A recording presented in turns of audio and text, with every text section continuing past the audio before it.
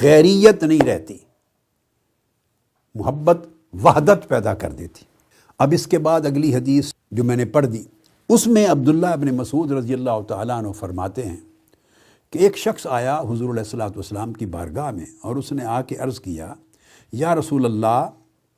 آپ اس شخص کے بارے میں کیا فرماتے ہیں جو کسی قوم سے، کسی طبقے سے، کچھ لوگوں سے محبت کرتا ہے؟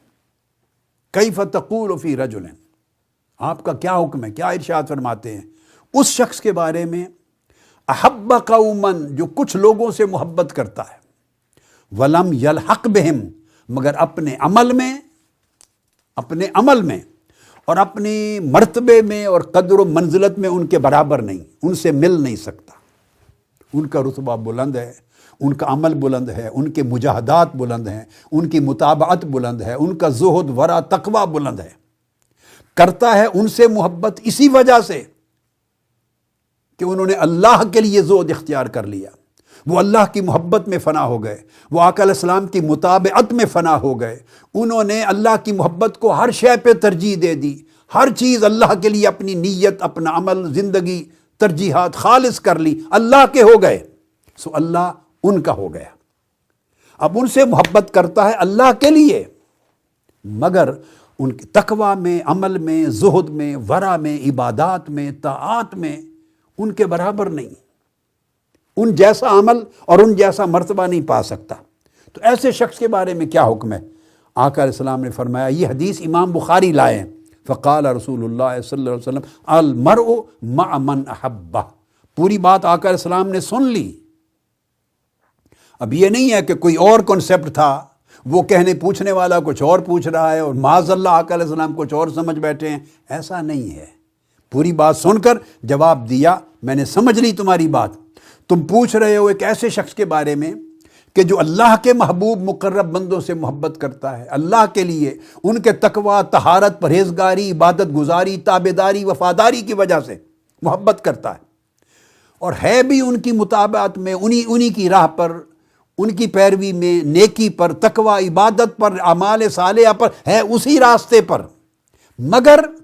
عمل میں، مطابعت میں، تقوی میں، منزلت میں، درجے میں ان کے برابر نہیں، فرق ہے۔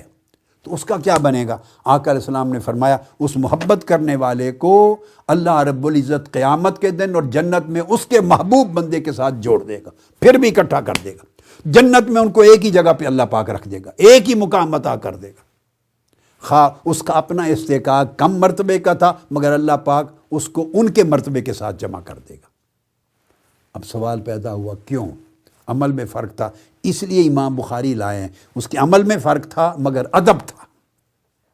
اللہ کی محبت کی چاہت تھی، اللہ والوں سے محبت تھی اللہ کے لیے، تو عمل صحیح تھے، بنیادی فرائض واجبات اس نے پورے کیے تھے، تھا اسی راستے پر تھا، مگر کمی تھی، کوانٹیٹی میں کمی تھی، کہیں کوالٹی میں کمی تھی، رتبے اور درجے میں کمی تھی، محنت و ریاضت میں کمی تھی، مگر اپنی تئیں کوشش کرتا تھا، ان جیسا نہیں بن سکا۔ وہ جو کمی رہ گئی اس کی اپنی عمل میں اور ان کی کاوش میں، اللہ پاک اس ساری کمی کو اس کی محبت کے باعث جو اللہ کے بندے سے اللہ کے لیے اس نے کی، اس محبت کے ذریعے کمپنسیٹ کر دے گا۔ اور اس میں چونکہ اللہ کی محبت کا ادب ہے، تو ایک ادب الوہیت کے باعث، ایک اس محبت کے باعث جو اللہ کے لیے کی، اللہ پاک اس کمی کو پورا کر دے گا۔ شرط ہے کہ اسی راہ پر ہو، رستہ نہ بدلے، ان کے شیوا سے جدا نہ ہو جائے،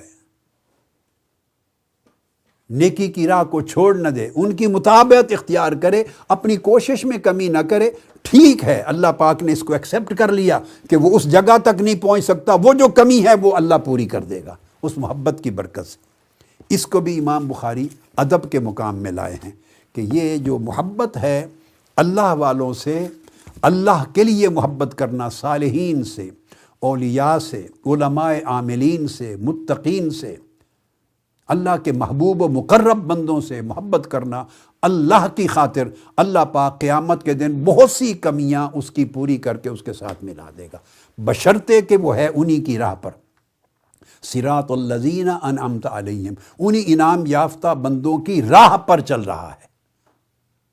اس میں وہ بگاڑ نہیں آیا بنیادی کہ راستہ بدل گیا ہو، بد زن ہو گیا ہو، بدگمان ہو گیا ہو، بے ادب ہو گیا ہو، گستاخ ہو گیا ہو، نافرمان ہو گیا ہو، معصیت کار ہو گیا ہو، راستہ چینج کر لیا ہو، یہ نہیں ہوا، رہا استقامت سے اسی راستے پر ہے، ادب قائم رکھا ہے، سوء ظن نہیں لیا، حسن ظن قائم رکھا ہے، حسن ادب قائم رکھا ہے، حسن عقیدہ قائم رکھا ہے، حسن عمل قائم رکھا ہے، حسن تعلق قائم رکھا ہے انہی کی راہ پر چلتا گیا، اس میں نہیں لرزا، مگر جو کمی رہ گئی وہ اللہ پاک نے اس محبت کے باعث پوری کر دی۔